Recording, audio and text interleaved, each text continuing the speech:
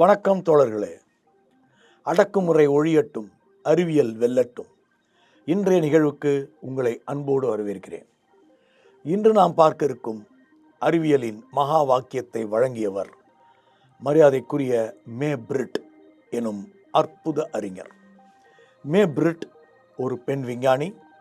இவர் 2014 ஆண்டுக்கான நோபல் பரிசு பெற்ற அறிஞர். இவருடைய இணையரும் இணைந்து ஒரு நோபல் ஜோடிகளாக அறியப்படுகிறார்கள். இன்னும் சொல்ல போனால் உளவியலில் முதலில் வழங்கப்பட்ட நோபல் பரிசு மே பிரிட் அம்மையாருக்கு வழங்கப்பட்டதுதான். என்ன அப்படி இவர்கள் செய்தார்கள்? நார்வே நாட்டை சேர்ந்த இந்த மாமனிதர் மே பிரிட் கணிதம் என்பது மனித மூளைக்குள் எப்படி செயல்படுகிறது என்பது குறித்த மூளையின் முக்கிய பகுதிகளை ஆய்வு செய்து இது கடைசியாக நம்முடைய கணித மூளை என்பது எப்படி உருவாகிறது என்பதை நோக்கிய மனித சிந்தனையை நகர்த்தியவர். இவருடைய தந்தை ஒரு சாதாரண தச்சு வேலை செய்தவர். 1963 பிறந்தவர் மே பிரிட். இருக்கும் குழந்தைகளில் 5ஆம் அவர்.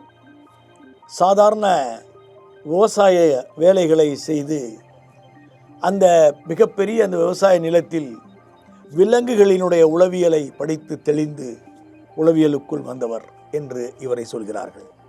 இந்த காலகட்டத்தில் நம்முடைய மூளை 3D ஸ்பேஸ் என்பதை எப்படி உள்வாங்கிக் கொள்கிறது? மனிதனால் 3D வரை தான் பார்க்க முடியும். 4 டைமென்ஷன் வந்துவிட்டால் மனிதனால் பார்க்க முடியாது. சில விலங்குகளால் 1 டைமென்ஷன் பார்க்க முடியும். சிலவற்றால் 2 டைமென்ஷன் தான் பார்க்க முடியும். 3 பரிணாமங்களை பார்க்கும் மனிதன் 4 பரிணாமங்களை எப்படி புரிந்து கொள்வது என்பது குறித்த உளவியல் ஆராய்ச்சியையும் மேற்கொண்டவர் மே பிரிட் அம்மையார் அவர்கள். இந்த மே பிரிட் மோசர் அம்மையார் அழகாக சொல்லுகின்றார், soon the humanity will win over everything in mental disorder. Fate is an humbug, science is everything. ஒரு மனிதனுடைய மூளை சிதறு உண்டு அல்லது ஏதான ஒரு விதத்தில் அவருக்கு ஒரு மனசிதைவு நோய் ஏற்படுவது என்பது அறிவியல் சார்ந்த ஒன்றாக, அதை தீர்க்கும் மருந்தை பிறவியிலேயே டிஎன்ஏவை தீர்ப்பதன் மூலம் மனிதன் கண்டுபிடித்து விடுவான்.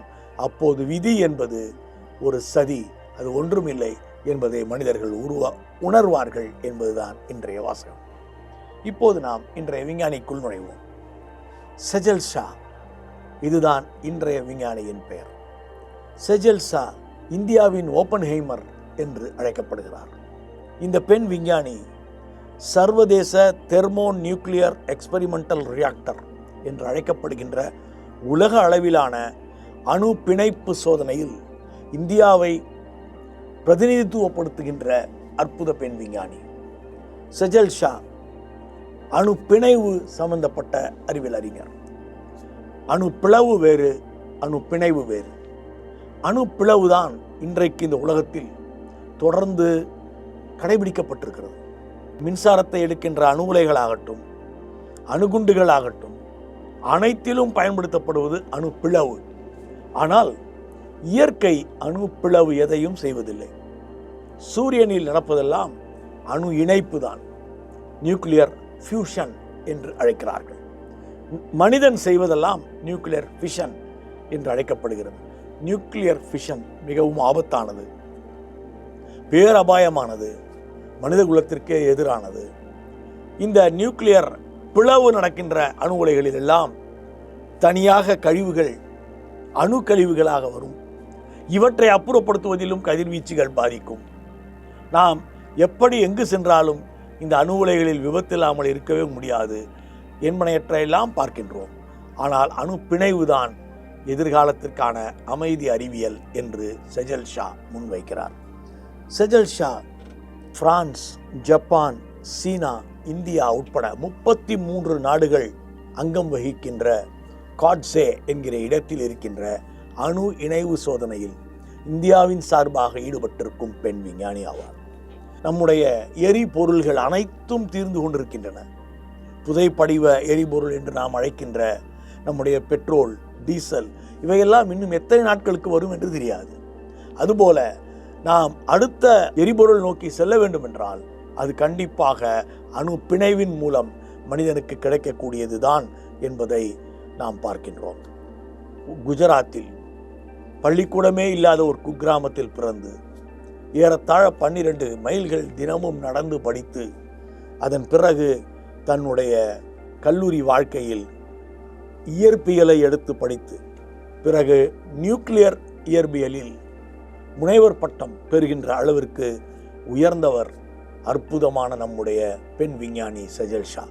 இவரை பற்றி நம்முடைய பாட புத்தகங்கள் குறிப்பிட வேண்டும். குறிப்பாக அணு பிளவுக்கு ஒரு மாற்று இருக்கிறது, அதுதான் அணு இணைவு என்பதை நாம் அடுத்த சந்ததிக்கு எடுத்துச் செல்ல வேண்டும். எதிர்காலத்தின் அறிவியல் அணு இணைப்பு அறிவியல் தான் என்பதை நாம் உணர வேண்டும். இப்போது நாம் இன்றைய நம்முடைய இந்திய அறிவியல் அமைப்பு பற்றி பார்ப்போம். இந்தியா இன்று அறிவியல் அமைப்புகளை கட்டமைக்க போராடி கொண்டிருக்கிறது. இந்தியாவின் ஒவ்வொரு அறிவியல் அமைப்பையும் திட்டமிட்டு ஒன்றிய அரசு அழித்து கொண்டிருக்கிறது.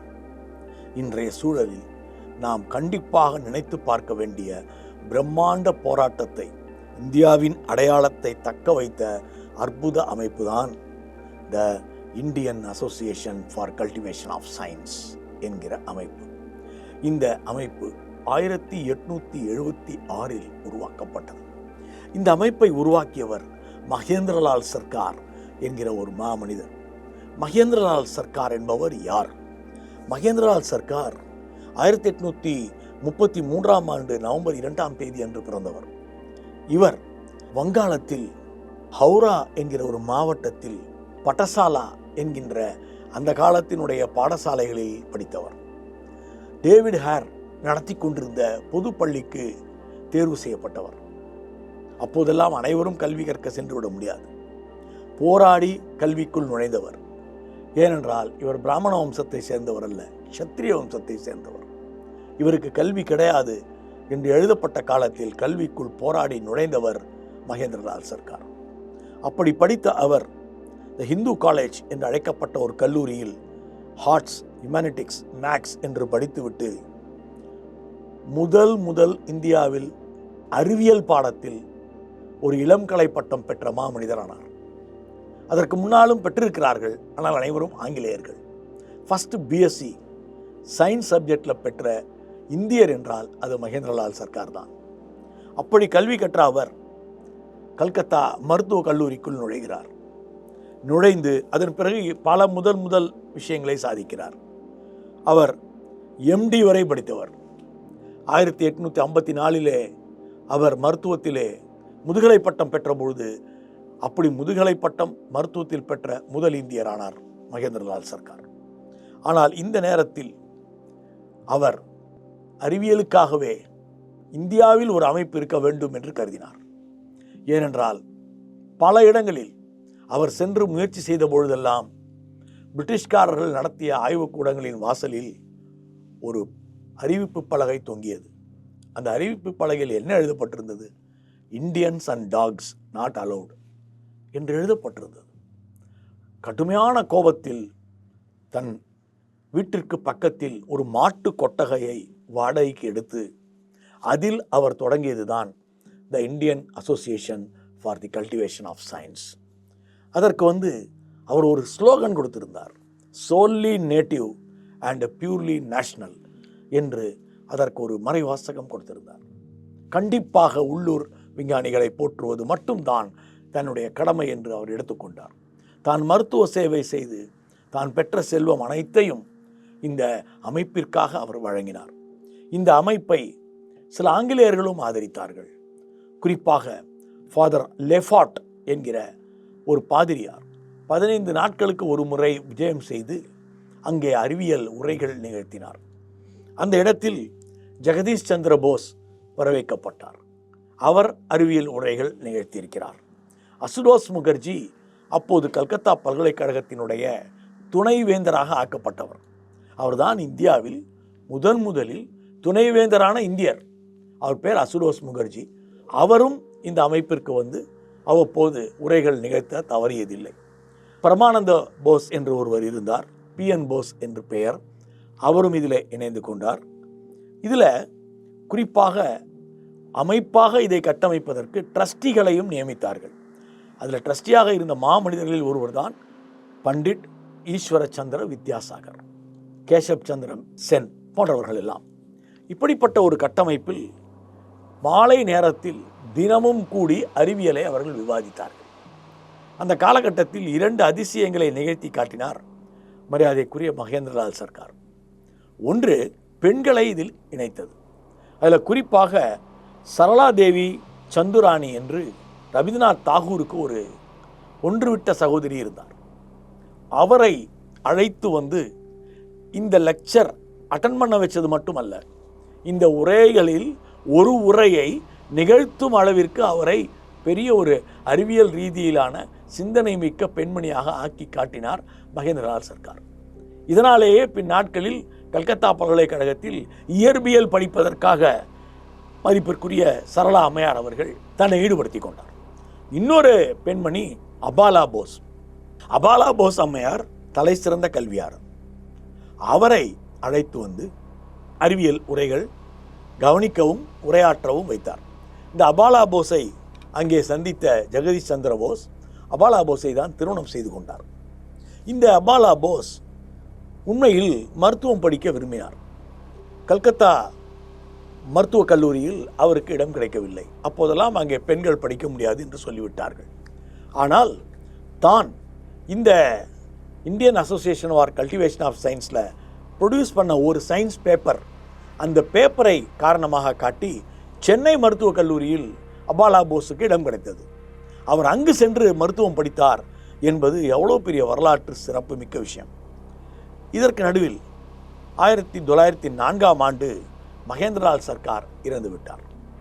அவர் இறந்து போவதற்கு 7 நாட்களுக்கு முன் பிரிட்டிஷ் அரசு இந்த அமைப்புக்கு தடை விதித்தது. இந்த அறிவியல் அமைப்பு செயல்படக்கூடாது, இங்கே அறிவியல் பேசுவதோடு விட பிரிட்டிஷ்காரர்களை எதிர்த்து பேசுவதுதான் அதிகமாக இருக்கிறது என்று கூறி அதற்கு சீல் வைத்து விட்டார்கள். இந்த ஒரு சோதனையான காலகட்டத்தை அது கடந்து கொண்டிருந்தது. அப்போதுதான் சர் சி.வி. ராமன் என்கிற அந்த மனிதர் சென்னையிலே அகில இந்திய அளவில் ICS தேர்விலே முதல் இடம் பெற்று ஒரு அக்கவுண்ட் ஜெனரலாக கல்கத்தாவில் இடம் அமர்த்தப்படுகிறார். அவர் ட்ராம் வண்டியில் மாலை நேரத்தில் சென்று கொண்டிருக்கும் பொழுது இந்த போர்டை பார்க்குறாரு. இந்த போர்டு வந்து Indian association for cultivation of science என்று போடப்பட்டிருக்கிறது. ஆனால் சீல் வைக்கப்பட்டிருக்கிறது. ராமன் வண்டியை நிறுத்த சொன்னார், இறங்கினார். 2 ஆங்கிலேய காவலர்கள் அவரோடு வந்தார்கள். இது ஏன் சீல் வைத்திருக்கிறது என்று கேட்டார். இங்கே அரசாங்கத்துக்கு எதிரான சதி நடக்கிறது என்று சொல்கிறார்கள். இந்த பூட்டை நான் உடைக்க முடியுமா என்று கேட்கிறார். உங்களுக்கு அதிகாரம் இருக்கிறது, ஆனால் நீங்கள் அதுக்கு ஜிஓ போட வேண்டும் என்று சொன்னார்கள். அங்கேயே உட்கார்ந்து பக்கத்தில் எங்கிருந்தோ ஒரு வெள்ளை பேப்பரை வாங்கி ஜிஓ எழுதினார் ராமன். அடுத்த அரை மணி நேரத்தில் பூட்டை உடைத்தார். உள்ளே சென்றவருக்கு ஆச்சரியம் காத்திருந்தது. அமிர்தலால் சர்க்கார் அங்கே இருந்தார். அமிர்தலால் சர்க்கார் என்பதுதான் மகேந்திரலால் சர்க்காரினுடைய மகன். அவர் உடனடியாக பக்கத்து வீட்டிலிருந்து ஓடி வந்தார். ராமன் உள்ளே செல்வதை பார்த்தார். அவரும் போனார். அங்கே பார்த்தால் ஆச்சரியமாக இருந்தது. ஒரு ஆய்வுக்கூடமே அங்கே இருந்தது. அங்கே சில ஆய்வு பொருட்களும் இருந்தன. ராமன் அந்த இடத்தை காட்டி நம்முடைய மரியாதைக்குரிய அமிர்தலால் சர்க்காரிடம், நான் மாலை நேரத்தில் இங்கு வந்து ஆய்வு செய்யலாமா என்று கேட்கிறார். இப்படித்தான் சர் சி.வி. ராமன் மாலை நேரங்களில் அங்கு ஆய்வுகளை மேற்கொண்டு ராமன் விளைவை கண்டுபிடித்தார். இது இந்த அமைப்பு எவ்வளவு முக்கிய சேவை செய்திருக்கிறது என்பதற்கான மிக முக்கியமான படிநிலை. நாம் நன்றாக புரிந்து கொள்ள வேண்டும். இந்தியாவுக்கான தலை சிறந்த அறிவியல் அமைப்பாக நாம் ஏதாவது ஒன்றை முன்மொழிய வேண்டும் என்றால் கண்டிப்பாக Indian association for cultivation of science என்கிற போராட்ட குணமிக்க இந்த அமைப்பை முன்மொழிய வேண்டும். அந்த காலகட்டத்தில் சி.வி. ராமன் அதை மட்டும் செய்யவில்லை. இந்த அமைப்பை ஒரு ஆய்வுக்கூட அந்தஸ்துக்கு கொண்டு வந்தார். உலக அளவிலான இதழ்களில் தன் ஆய்வு கட்டுரைகளை வரவழைத்த சர் சி.வி. ராமன் இந்த ஆய்வுக்கூடத்திலிருந்து தான் பணிபுரிகிறோம் என்பதை உலகிற்கு சொன்னவர். அப்போது K.S. கிருஷ்ணன் நவீன காந்தவியல் பற்றிய ஆய்வுகளுக்காக அங்கே இணைகிறார். கே. பானர்ஜி கிறிஸ்டலோகிராஃபி என்கின்ற படிகையியல் குறித்த ஆய்வுகளுக்காக அங்கு இணைகிறார். சூரி பகவந்தம், மெக்னாட் சாஹா போன்றவர்களெல்லாம் வந்து இணைகிறார்கள். அதிலே குறிப்பாக சென்னையில் இருந்து தமிழ்நாட்டில் இருந்து போனவர் தான் KS கிருஷ்ணன். தமிழ்நாட்டிலிருந்து இன்னொருவர் போனார். அவர் பெயர் GN ராமச்சந்திரன். 7 முறை நோபல் பரிசுக்கு பரிந்துரைக்கப்பட்டவர் GN ராமச்சந்திரன். GN ராமச்சந்திரன் அங்கு சென்று படிகவியலில் ஆய்வுகள் மேற்கொள்கிறார்.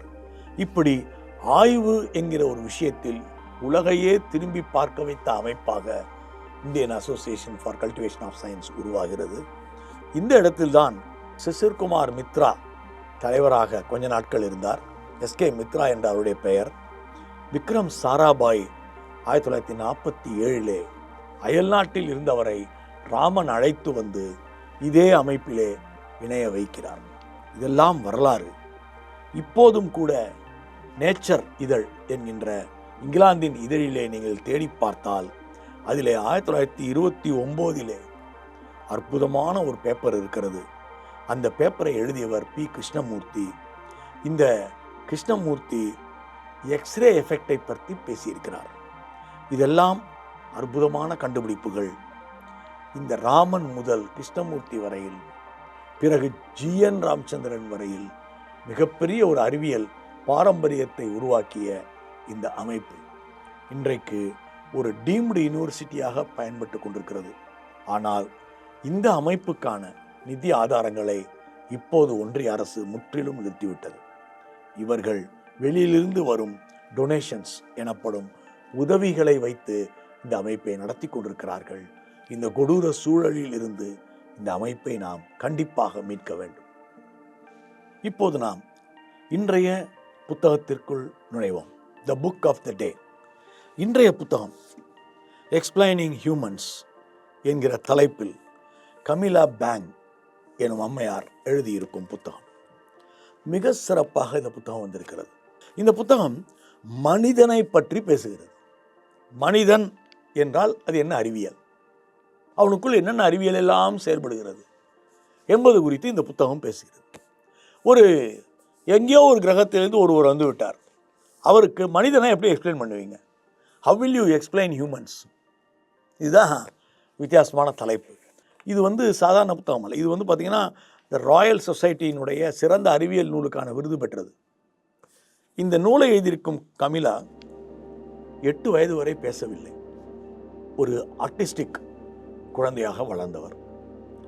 ஆட்டிசம் தீவிரமாக அவரை பாதித்த போது அவருக்கு இருந்தது ஆட்டிசம் ஸ்பெக்ட்ரம் டிசார்டர் என்று சொல்கிறார். இந்த நோய் 8 வயதில் லேசாக பேச தொடங்குகிறார். மனிதர்களோடு எப்படி உறவாடுவது என்பதில் அவருக்கு ஏகப்பட்ட பிரச்சனைகள் வருகிறது. சக மனிதர்களோடு உரையாடவோ முடியாத நிலைதான் ஆட்டிசம். அப்போது அவருடைய தாயிடம் அவர் ஒன்று கேட்கிறார். அழகான கேள்வி. Is there an instruction manual to understand humans என்று கேட்கிறார்.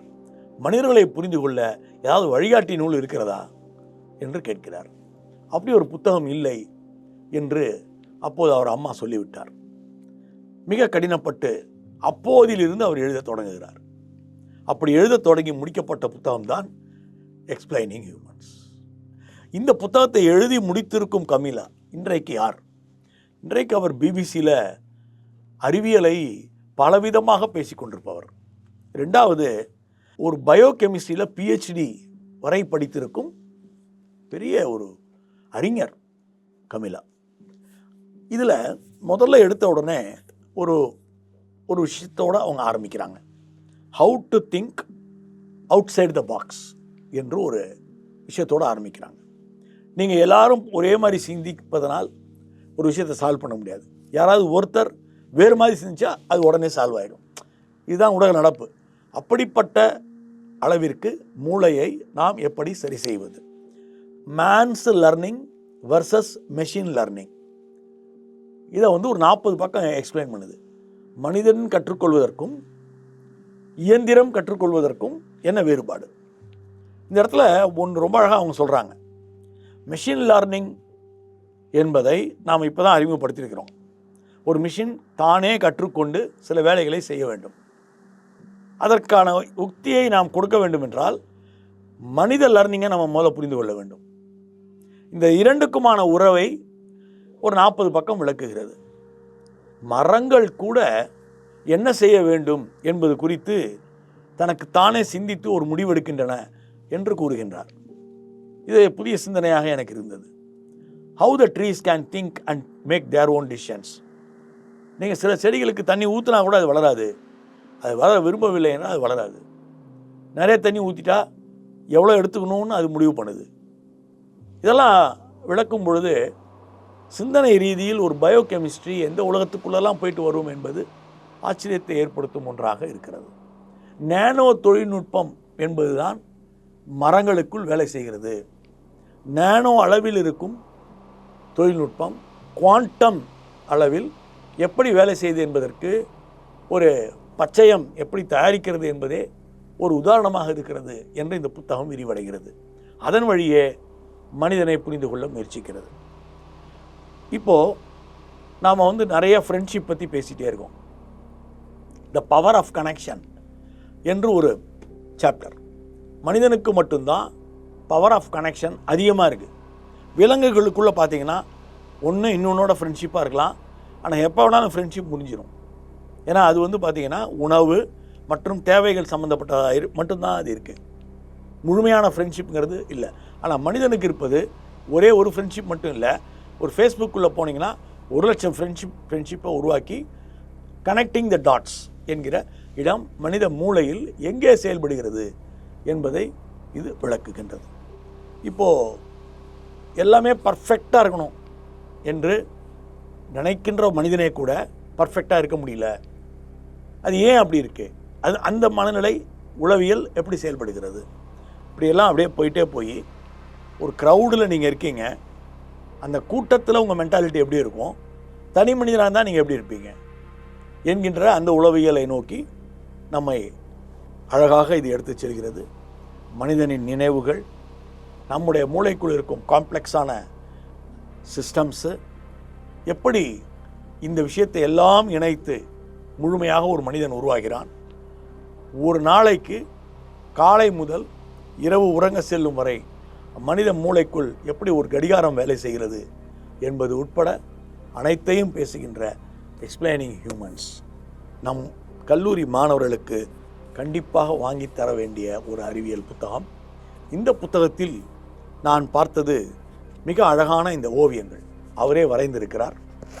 இந்த படங்கள் ஒவ்வொன்றையும் விளக்கக்கூடிய கையால் வரையப்பட்ட மிக எளிமையான படங்கள். ஒரு கை எப்படி வேலை செய்யுதுன்னு எழுதும் பொழுதே அந்த கை அசைய வேண்டும் என்றால் மூளையில் எதெல்லாம் வேலை செய்ய வேண்டும் என்பதை விளக்குகிறது. இது பார்த்திங்கன்னா முழுமையாக ஒரு மனிதனுக்கான மேனுவல், மனிதனை புரிந்து கொள்வதற்கான ஒரு மேனுவல், வழிகாட்டி நூல் என்று இதனை நாம் தெளிவாக சொல்ல முடியும். இப்படிப்பட்ட அறிவியல் நூல்களை வாசிப்போம், அறிவியலை வெல்ல வைப்போம். நன்றி.